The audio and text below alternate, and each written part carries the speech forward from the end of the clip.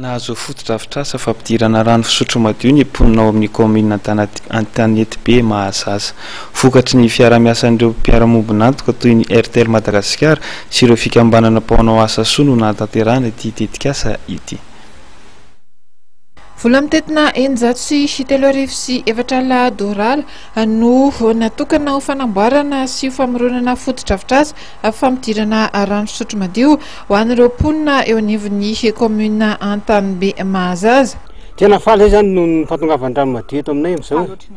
Satria taloha zany misintona rano ao anatin'ny loton'ohatr' izao zany efa ritra zao le rano. Ritra ny lava-drano zany eto amin'ity faritra ity tsisy atsakana intsony. Zao zany ny afa-pahasaranana ny ankizy afaka midio tsara, normal tsara. Ny reim-pianakaviana afaka vita asa zany ny tombony satria lany tamin'ny fisintomana rano ny fikarakarana tokantrano. Ahitana fitaovana maromaro toy ny sinibean-drano izay mahatratra amin'ny 20 metatra toratelo sy ireo fitaovana maro samihafa ho an'ireo mpianatra amin'izay lafiny rano fisotro madio izay sy ny fahadiovana no ahitana ity fotodrafitrasa ity. Tamin'ny alarobia 10 novambra lasa teo moa no notikana tamin'ny fomba ofisialy ireto fotodrafitrasa ireto ka ny minisitry ny rano Ramatoa Joanita Andaimananjara no manam-pahefana ambony nantanteraka izany fitokanana izany.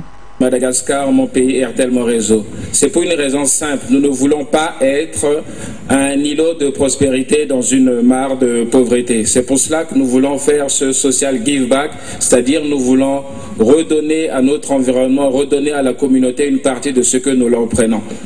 Olona mahery ny efajato sy arivo avy amin'ny fokontany telo avao Mahasasa, Firenena ary Antsahabe no ahazo tombony amin'ireto fotodrafitrasa vaovao mahakasika ny fampidirana rano madio any amin'izany faritra Antanety be Mahasasa izany. Niara-niasa tamin'ny fanatanterahana ity moa ny mpiara-mombona antoka maro samihafa ka anisan'ireny ny RTL Madagasikara izay nosoloan'ny Tale Jeneraly tena mihitsy ny fahatongavana tamin'ny fanokanana ireo fotodrafitrasa ireo.